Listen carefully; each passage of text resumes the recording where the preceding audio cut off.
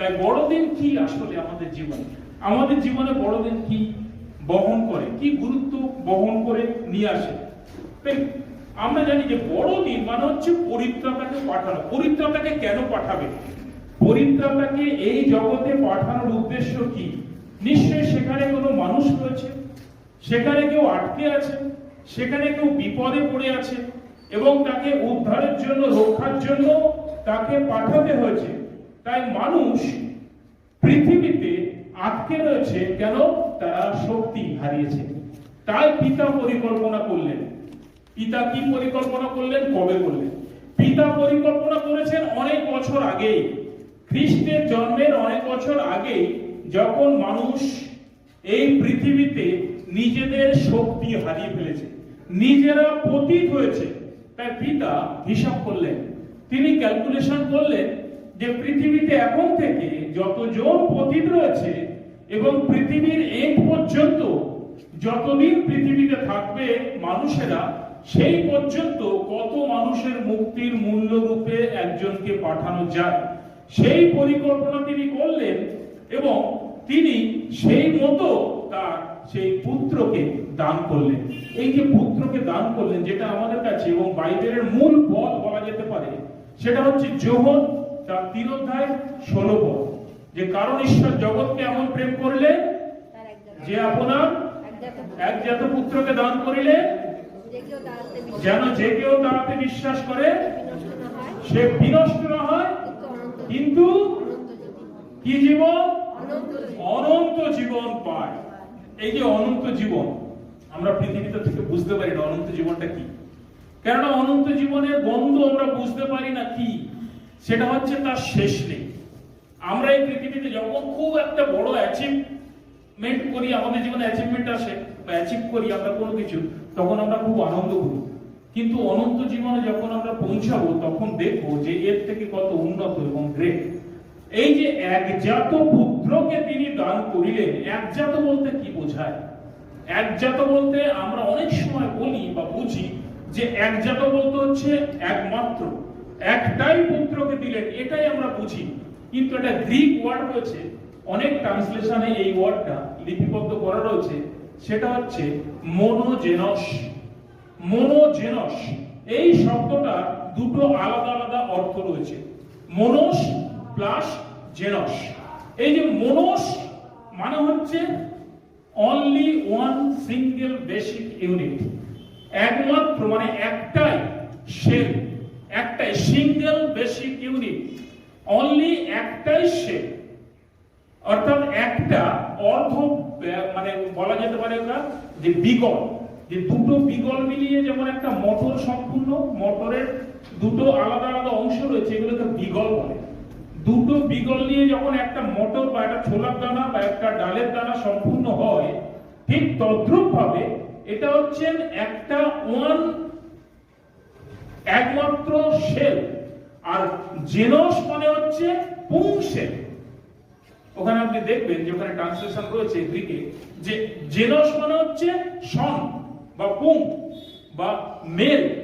আর এখানে পরিষ্কার বোঝাচ্ছে যে পিতা পরিকল্পনা করলেন, যখন ক্যালকুলেশন করলেন যে ওখানে সমস্ত মানুষের মুক্তির জন্য একটা সেলকে পাঠাতে হবে, আর সে এমন একজন হবে যার মধ্যে সে পাওয়ার নিহিত রয়েছে, সমস্ত শক্তি নিহিত রয়েছে এবং সমস্ত পৃথিবীর মানুষের মুক্তির মূল্য রূপে তিনি নিজেকে প্রদান করতে পারবেন।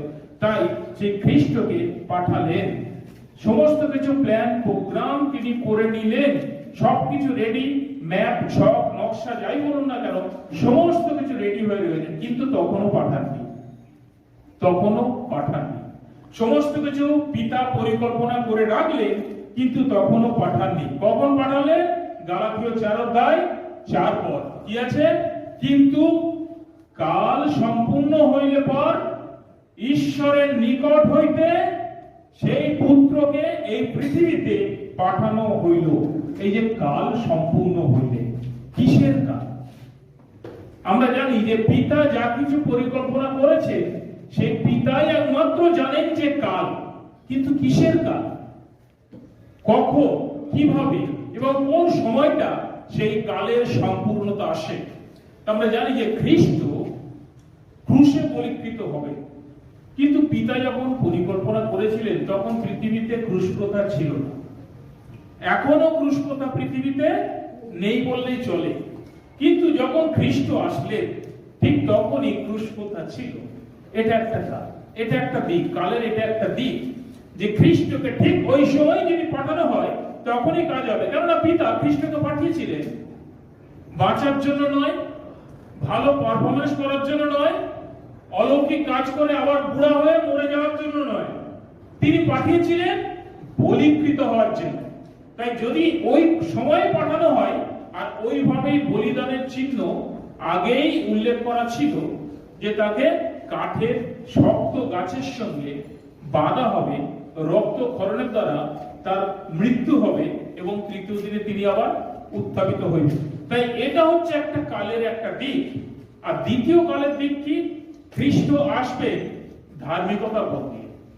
খ্রিস্ট আসবেন না অন্যায় বা পতিতের পথ দিয়ে, অপরাধের পথ দিয়ে। অপরাধের পথ দিয়ে খ্রিস্ট আসলে খ্রিস্টের কাজ সম্পূর্ণ বা সফল হবে না। সেই কারণের জন্য খ্রিস্ট আসলে ধার্মিক বংশের মধ্য দিয়ে। কেননা আমরা জানি, আমাদের কাছে এখন সবাই বলে, আর আমরা সেটাই মনে প্রাণে অন্তরে আমাদের রক্তেও মিশে রয়েছে যে পৃথিবীতে ধার্মিক কেউ নাই, একজনও নাই, তাই তো? কিন্তু খ্রিস্ট যে সময় ছিলেন সেই সময় তো ধার্মিক ছিলেন। কেননা যিশু নিজে বলেছেন, আর আজকেই শাস্ত্রে পড়লাম যে তিনি ধার্মিক হওয়াতে গোপনে তাকে পরিত্যাগ করার মানস করিলেন। খ্রিস্ট তিনি ধার্মিকতার পথের মধ্য দিয়ে আসলেন। কেননা যিশু বলছেন, আমি ধার্মিকদের জন্য আসি নাই, আমি পাপীদের জন্য আসিয়াছি। ধার্মিকের জন্য, সুস্থ লোকের জন্য যেমন চিকিৎসার প্রয়োজন নাই, ধার্মিকের জন্য পরিত্রাণের প্রয়োজন নাই। ধার্মিকরা বিশ্বাসে বাঁচবে, ধার্মিকরা বিশ্বাসে তার সঙ্গে সম্পর্ক স্থাপন করতে পারবে, কানেক্ট করতে পারবে। তাই আমি ধার্মিকদের জন্য আসি নাই।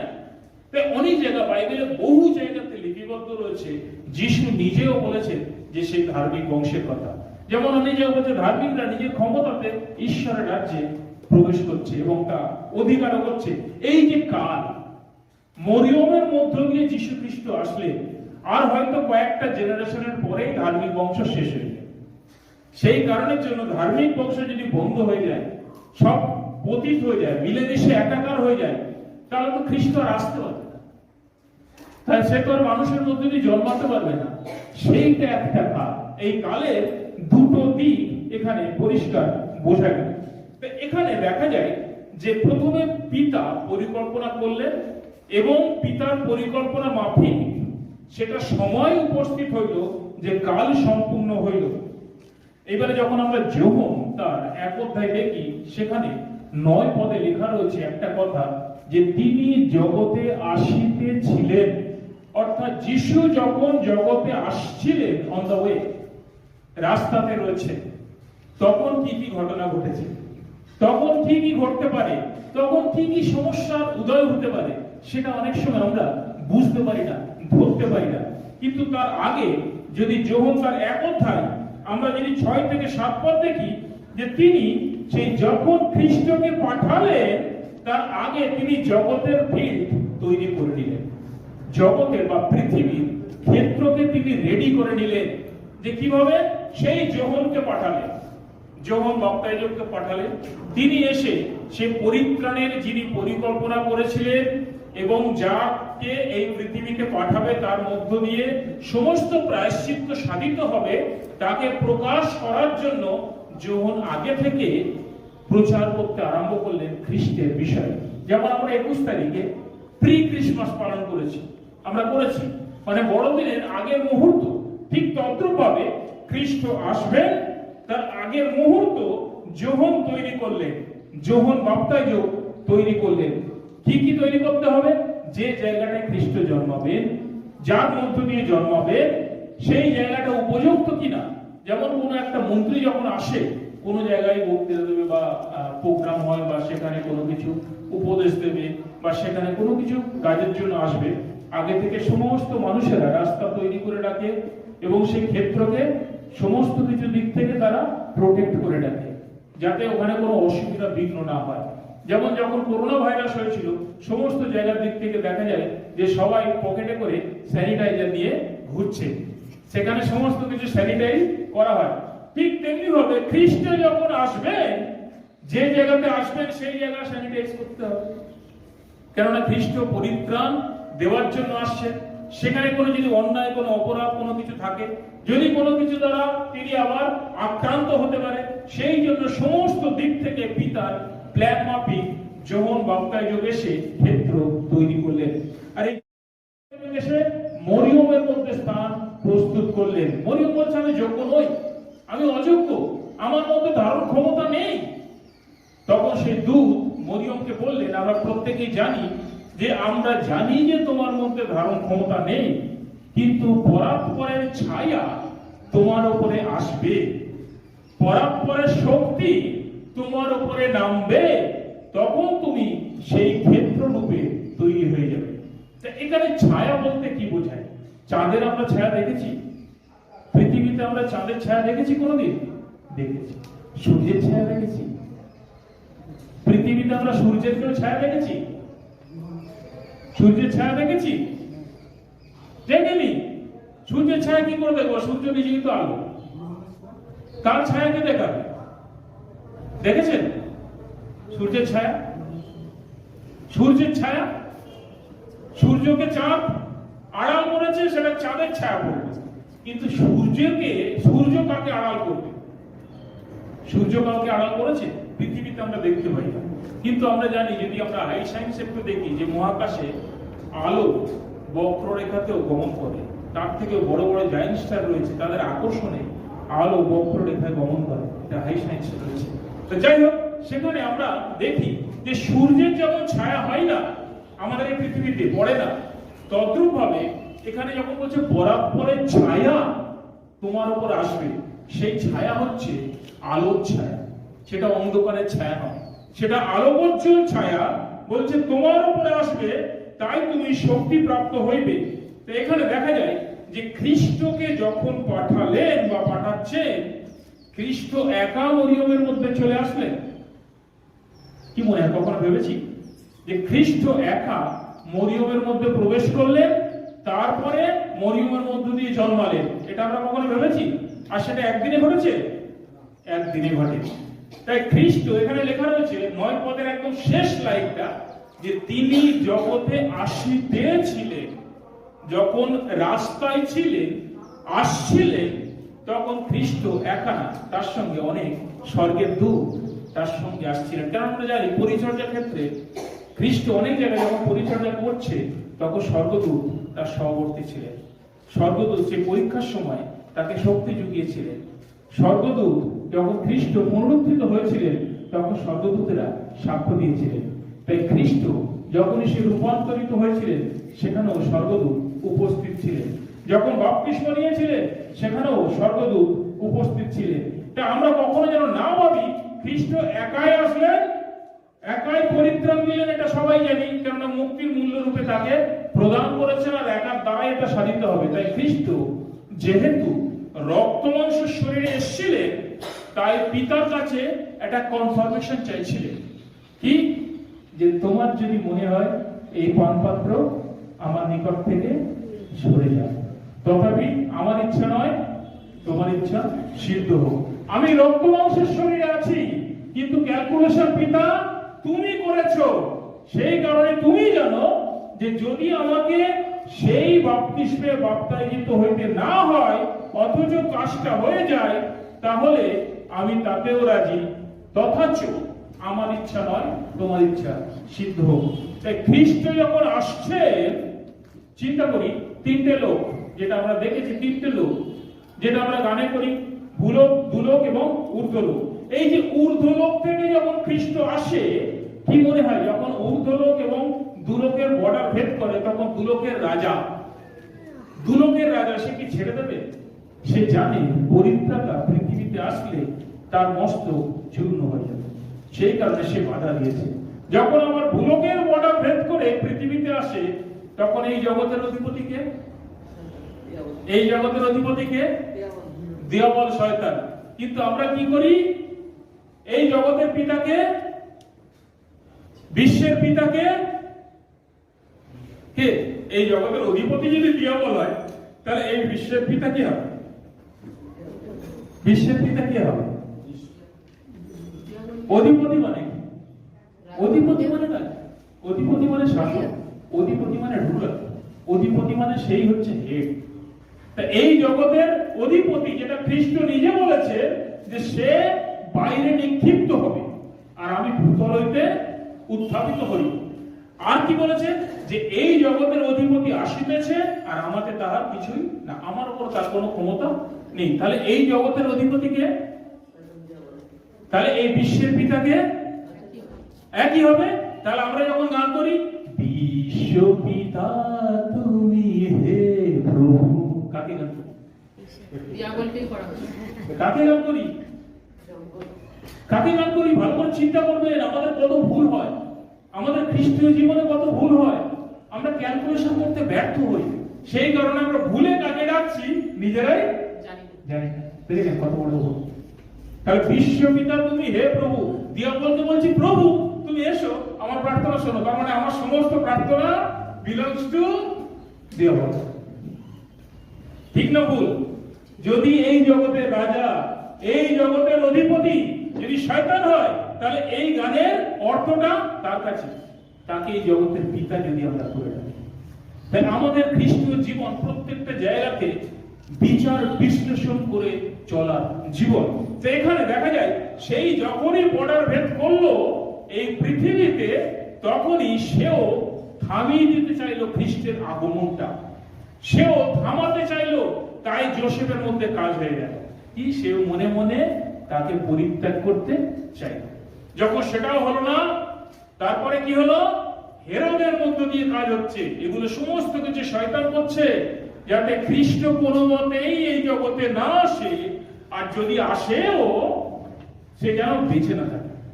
তাই হেরোদের মধ্য দিয়ে কাজ হলো কি, যত 2 বছর এবং তার কম বয়সের শিশু, পুরুষ শিশু জন্মেছে তাদেরকে কেটে ফেলে। আপনি চিন্তা করুন, কত পুরুষ সন্তানরা তার মৃত্যুবরণ করেছিল, কত মায়েরা কাঁদছিল।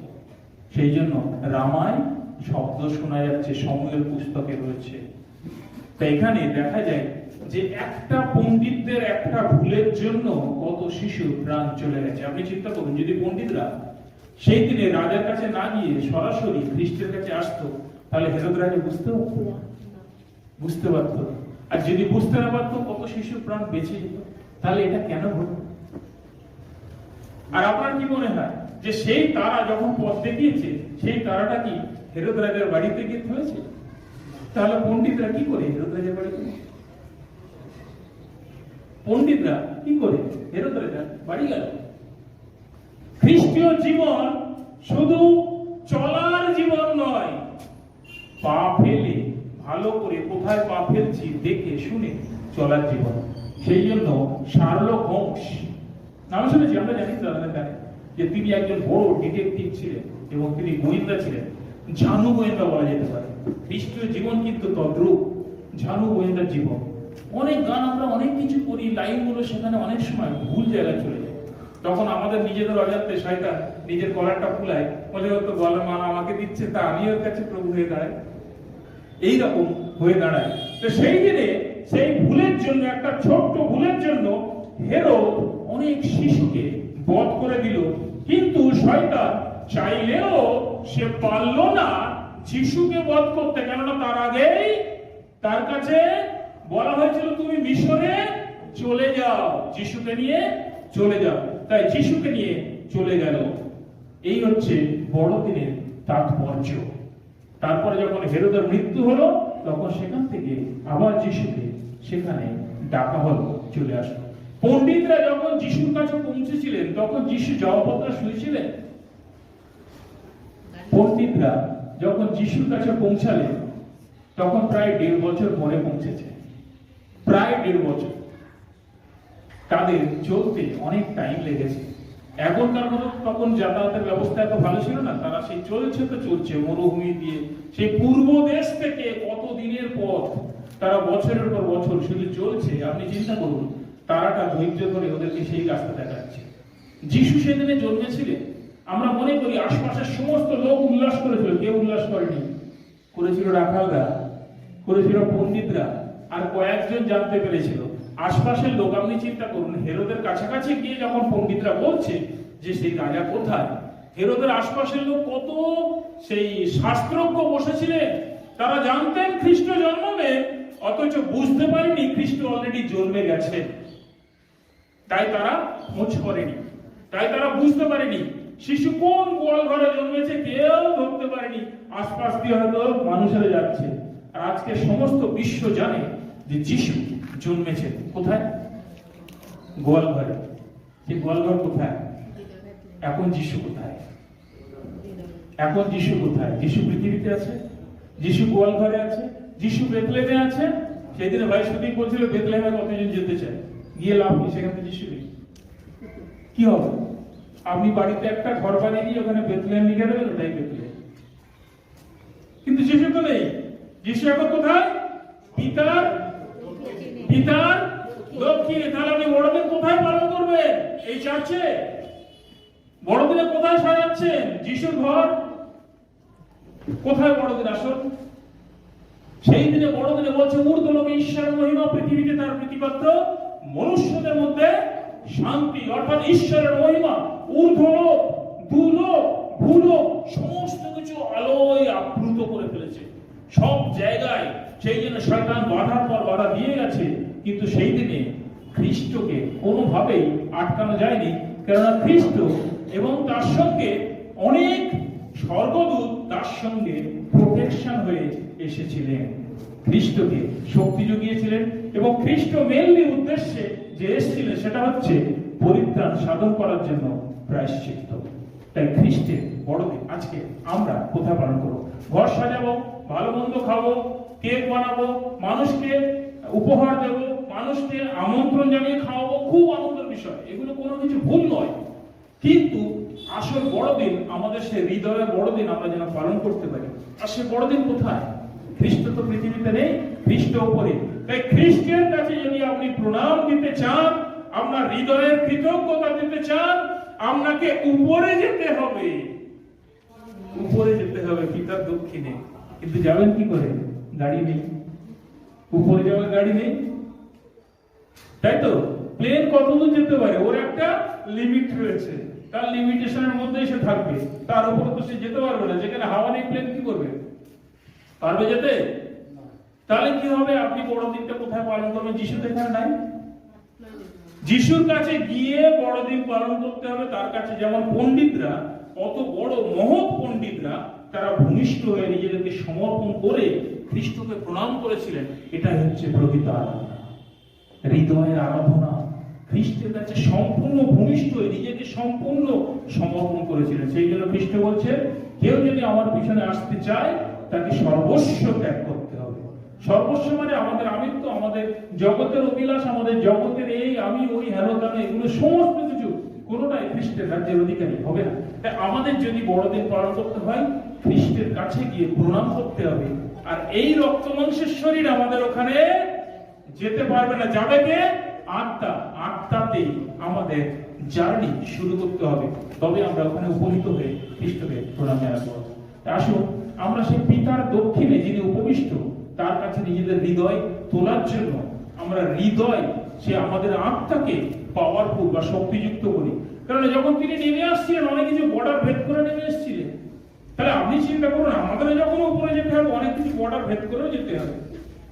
যেমন তাকে নামতে দিচ্ছে না মহাকাশের শয়তান, সে আটকে দিচ্ছে, আমাদের উঠতে দেবে না মহাকাশ শয়তান। সেই জন্য লেখা রয়েছে যে মহাকাশে স্বর্গীয় স্থানে তোমাদের সঙ্গে দিয়াবলের মল্লযুদ্ধ হইতেছে। ইতিশীয় পরিষ্কার লেখা রয়েছে। তাই আমরা যখনই উপরে যেতে চাইবো, আমাদের আটকে দেবে। কেননা পৃথিবীর মানুষ যারা খ্রিস্টকে জানে না, যারা বোঝে না, যারা বিশ্বাস করে না, যাদের মধ্যে আত্মিকতা নেই, তারা এখনো সেই দিয়াবলের করাল গ্রাসের মধ্যে আবদ্ধ হয়ে আছে। তাই সেখান থেকে, তার গ্রাস থেকে বেরিয়ে যাবে সে কখনোই চায় না। যেমন বাঘটা অনেক কষ্ট করে হরিণটাকে ধরলো, কিন্তু যদি সেই হরিণটাকে কেউ বাঁচাতে আসে, বাঘটাকে মেরে, বাঘটা সহজে ছেড়ে দেবে না। ঠিক তেমনি হবে মহাকাশের শয়তান। যেমন ভ্যানে করে মুরগি যায় অনেক, পাশের মুরগি ভাবছে আমার বন্ধু যাচ্ছে, আমিও যাচ্ছি, কোনো অসুবিধা নেই, সেই যেখানে যাবে আমিও যাবো। তারপর দেখছে যে একটা কসাইখানায় গিয়ে উপস্থিত হয়েছে, তারপর আর কিছু করার নেই। সেই জন্য এখন আমাদের বড়দিন, একটু আনন্দ করো, মাইক বাজাও, সাজাও, কেক খাও, মানুষকে নিমন্ত্রণ করো, এটাই বড়দিন। আমার বন্ধু করছে, আমিও করছি, কোন ভ্যানে আছি একবারও চেক করি। খ্রিস্টীয় জীবন সতর্কতার জীবন। সর্পের মতো সতর্ক হও, কিন্তু কপটের মতো অমায়িক। তবেই আমাদের সেই আসল বড়দিন আমাদের জীবনে সফল হবে।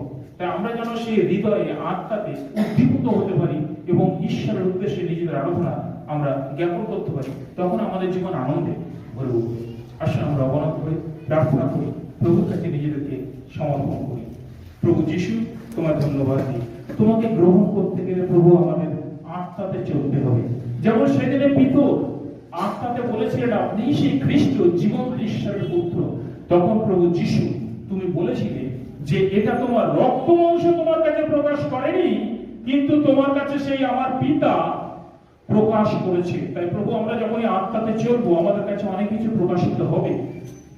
আর আমাদের কাছে যখনই প্রকাশিত হবে, আমাদের কাছে সত্যের দিগন্ত খুলে যাবে, আমাদের কাছে রাস্তা খুলে যাবে। আমাদের জন্য তুমি যে প্রায়শ্চিত্ত করেছিলে, এই জগৎ থেকে রাস্তা তৈরি করেছিলে তোমার রাজ্যে নিয়ে যাওয়ার জন্য, বাঁচার জন্য প্রভু, সেই রাস্তা দিয়ে গমন করার জন্য সে শক্তি আমাদেরকে দাও। আমরা যতজন এখানে উপস্থিত আছি প্রভু, তুমি তোমার আশীর্বাদে ভরিয়ে দাও, আমাদের শক্তিযুক্ত করো, যেন আত্মিক শক্তি লাভ করতে পারি এবং তোমার রাজ্যের জন্য আমরা গতি শক্তি লাভ করতে পারি। দয়া করো, করুণা করো, সঙ্গে থাকো। এই বাক্য আমাদের জীবনে একদিন নয়, আজকের নয়, সারা জীবন আমাদের জীবনে কাজ করো। যিশু নামে প্রার্থনা আছে, আমেন।